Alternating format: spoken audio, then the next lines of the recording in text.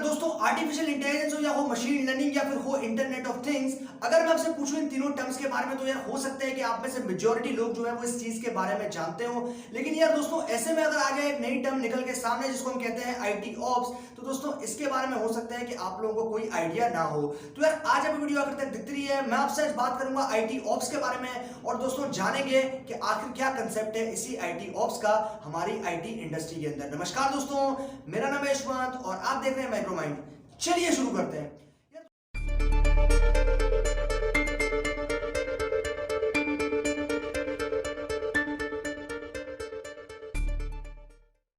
यार दोस्तों मैं अगर आपसे बात करूं सबसे पहले हमारे आईटी इंफ्रास्ट्रक्चर की, तो क्योंकि हम लोग जो है वो मल्टीपल सर्वर्स को लेते हैं काम में और ऐसे में यार मल्टीपल ट्रैफिक है, मल्टीपल सोर्सेज से जो आपके पास ट्रैफिक आ रहा है, तो ऐसे में उस ट्रैफिक को हैंडल करना कोई इतना आसान काम नहीं है। अभी देखो मैं अगर आपसे बात करता हूँ ना हमारे आईटी इंफ्रास्ट्रक्चर की, तो क्योंकि जो हमारी क्लाउड सर्विसेज है उसने थोड़ा काम कर दिया है आसान और ऐसे में यार मल्टीपल जो आपके पास डिवाइसेज हैं या फिर मल्टीपल जो गैजेट्स हैं, क्योंकि उससे जो है वो डेटा जो है काफी ज्यादा जनरेट हो रहा है और ऐसे में जब डेटा हो रहा है जनरेट तो उसको कोई ना कोई ऐसा प्लेटफॉर्म चाहिए जहां पे उसको स्टोर किया जाए ताकि बाद में हम जो है उसको अपने काम में ले सकें। अभी दोस्तों मैं अगर आपसे बात करता हूं ना डेवऑप्स की, तो डेवऑप्स क्या चीज है, आपसे मैं अगर सवाल करूं कि डेवऑप्स क्या चीज है तो शायद आप कंफ्यूज हो जाओगे, क्योंकि अगर आपको पता होगा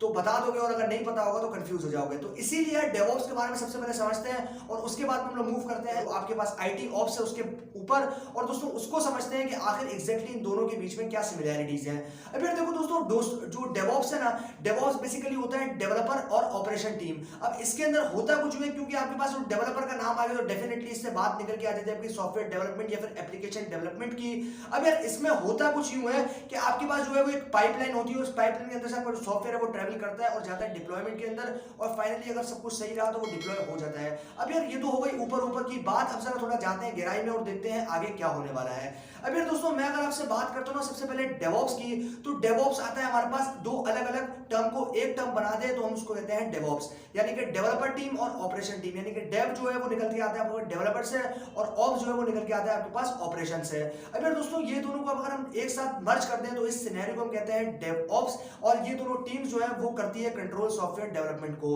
अब यार देखो मैं अगर आपसे बात करूं सॉफ्टवेयर डेवलपमेंट की, तो क्योंकि आईटी ऑप्स को समझने के लिए थोड़ा सॉफ्टवेयर डेवलपमेंट को समझना पड़ेगा, क्योंकि यार इसका जो कंसेप्ट है कुछ सिमिलरिटीज आपस में मिल जाती हैं। अब यार देखो मैं अगर आपसे बात करता हूं ना सबसे पहले डेवऑप्स की, तो क्योंकि डेवऑप्स के अंदर जो है वो सॉफ्टवेयर डेवलपमेंट होती है और यार इसके बारे में शायद बहुत से लोग जानते भी होंगे। और यार इसके अंदर जो है ना सबसे पहले होता है हमारे पास कुछ फेजेस होते हैं। तो सबसे पहले होता है डेवलपर फेज, यानी कि जिसके अंदर जो आपका कोड है वो डेवलपर लिखेगा एंड डेवलपर जो है वो पुश करेगा गिटहब पे। अब गिटहब एक रिपोजिटरी है, उसके बारे में अगर ज्यादा बात करेंगे तो फिर बात हो जाएगी काफी ज्यादा लंबी, तो इसीलिए अभी तो हम लोग यहीं तक रखते हैं और बाकी कंसेप्ट को थोड़ा दूसरी वीडियो में समझेंगे। अब ये दोस्तों मैं अगर आपसे बात करता हूं ना सबसे पहले डेवऑप्स की, तो क्योंकि डेवऑप्स एक ऐसी चीज है, एक मेथोडोलॉजी है और मेथोडोलॉजी की मदद से हम लोग जो है वो सॉफ्टवेयर को डिप्लॉय करते हैं ब्रॉड सर्वर पे, ताकि जो आपके एंड यूजर हैं यानी कि आप जो यूजर्स हैं वो उस सॉफ्टवेयर या फिर उस एप्लीकेशन को जो है वो यूज कर सको। अब इसके अंदर होता क्या है कि इसके अंदर आपके पास होता है एक डेवलपर टीम, एक होती है ऑपरेशन टीम। अब जो ऑपरेशन टीम है यानी कि जो टेस्टिंग से लेके आपका डिप्लॉयमेंट तक का फेज होता है वो आपका जो है वो ऑपरेशन टीम हैंडल करती है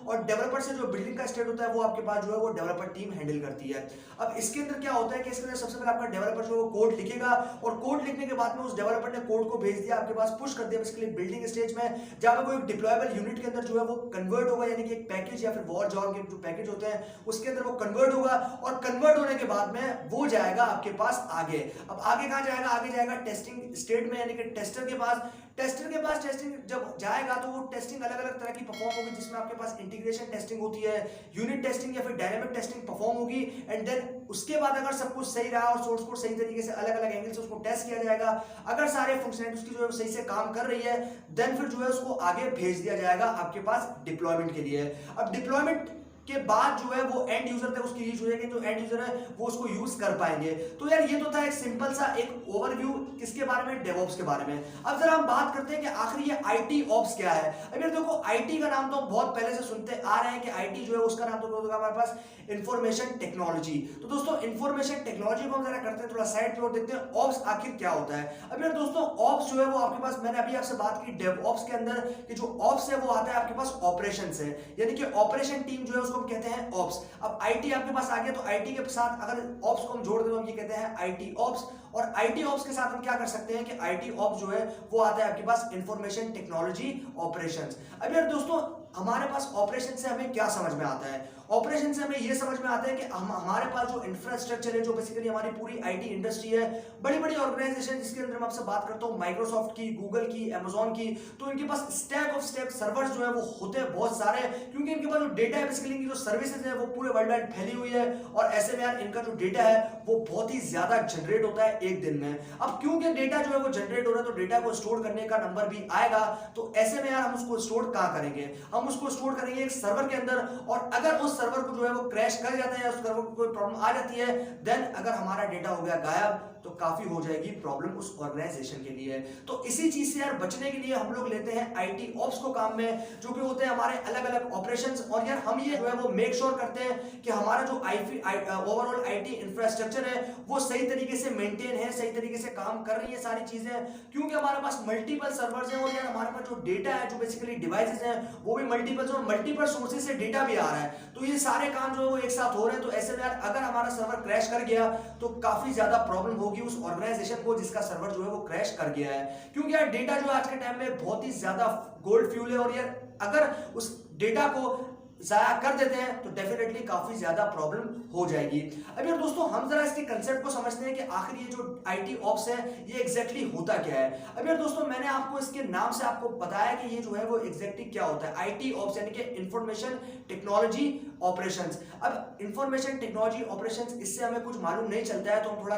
डिटेल में बात करते हैं। अब यार दोस्तों मैं अगर आपसे बात करता हूँ ना सबसे पहले बड़ी बड़ी ऑर्गेनाइजेशंस की, तो क्योंकि इनके पास जो है वो बड़ी पूरी जो इनकी सर्विसेज है बेसिकली वो हर बंदा यूज कर रहा है। यानी मैं बात करता हूँ आपसे अमेजॉन की, तो उनकी सर्विसेज जो है वो भी सारे लोग यूज करते हैं। आपके पास गूगल की बात करता हूँ तो उनकी भी सारी सर्विसेज जो है वो यूज करते हैं। अगर आपके पास बात आ जाए एप्पल की तो उनकी भी सर्विसेज जो है वो वर्ल्ड वाइड यूज की जाती हैं। अब ऐसे में क्योंकि अगर सर्विसेज यूज हो रही है तो डेटा जो है वो इलेक्ट्रॉनिक डिवाइसेस के थ्रू जो है वो जनरेट हो रहा है और बहुत ज्यादा जनरेट हो रहा है। अब ऐसे में जो डेटा है आपका वो जितना ज्यादा जनरेट होगा उसके लिए स्टोरेज, उसको स्टोर करने के लिए उसके लिए जो स्टोरेज चाहिए वो भी उतना ही ज्यादा बड़ा होना चाहिए, वरना अगर हम ओवरलोड करते हैं तो कर जाएगा सर्वर एकदम क्रैश और ऐसे में यार काफी प्रॉब्लम हो जाएगी। तो यार दोस्तों इसको इसी चीज को हम लोग जो है वो मद्देनजर रखते हुए इस चीज के लिए हम लोग लेकर आते हैं टेक्नोलॉजी को, जिसको कहते हैं आईटी इंडस्ट्री ऑपरेशंस। और इसके अंदर होता कुछ यूं है कि आप जो है वो अपने सारे आईटी इंफ्रास्ट्रक्चर को जो है वो एनालाइज करते हो, इसके सारे मेंटेन जो मैनेजमेंट है उसको चेक करते हो, सारी सिक्योरिटी बराबर है कि नहीं उसको चेक करते हो,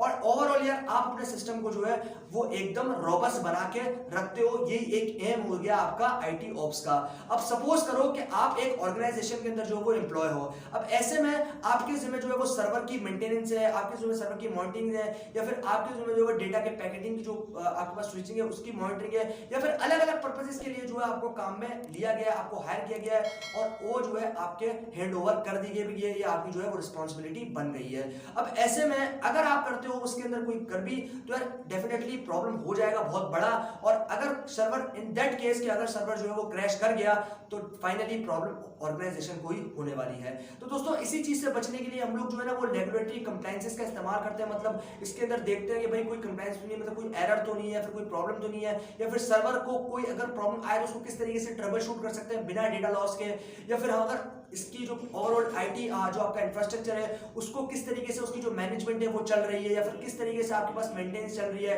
किस तरीके से मॉनिटरिंग चल रही है, किस तरीके से आपके जो सर्विसेज है बेसिकली वो काम कर रहे हैं। और ये ओवरऑल जो सारी आपकी इन डेप्थ में बात करता हूं ना मशीन्स के अंदर जाने की, तो ये सारे काम जो है ना ये आते हैं आपकी आईटी ऑप्स की कैटेगरी के अंदर। और यार ओवरऑल अगर आप इस चीज को सही तरीके से करते हो तो डेफिनेटली आपका जो बेसिकली ऑर्गेनाइजेशन का जो आईटी इंडस्ट्री है या फिर आपका जो पूरा ओवरऑल जो सिस्टम है बेसिकली वो काफी ज्यादा रोबस्ट और काफी ज्यादा अच्छा बना रहता है। अब इसकी एक और रिस्पांसिबिलिटी होती है कि यार ये जो सिक्योरिटी है बेसिकली जो सिक्योरिटी लेवल्स हैं उसको देखते हैं, और ओवरऑल नेटवर्क की जो बेसिकली आपके पास पूरी स्विचिंग है उसका भी ध्यान रखते हैं, और ओवरऑल आपके पास जो नेटवर्क की बोलूंगा तो नेटवर्क की जो मॉनिटरिंग है या फिर नेटवर्क की जो एनालाइजिंग है उसका भी ध्यान रखना इसकी जिम्मेदारी होती है। तो दोस्तों ये हो गया आपके पास आईटी ऑप्स, यानी कि आईटी के जितने भी ऑपरेशंस हैं, आईटी मतलब इंफॉर्मेशन टेक्नोलॉजी ऑपरेशन, जितने भी इसके ऑपरेशंस हैं। मान मान लो कि आप जो है अलग अलग ऑपरेशंस को जो है वो परफॉर्म कर रहे हो, क्योंकि यूजर्स तो है वो तो आपकी ऑर्गेनाइजेशन के लिए काम नहीं करता, तो वो आपके सर्विस को आगे चेक करेगा।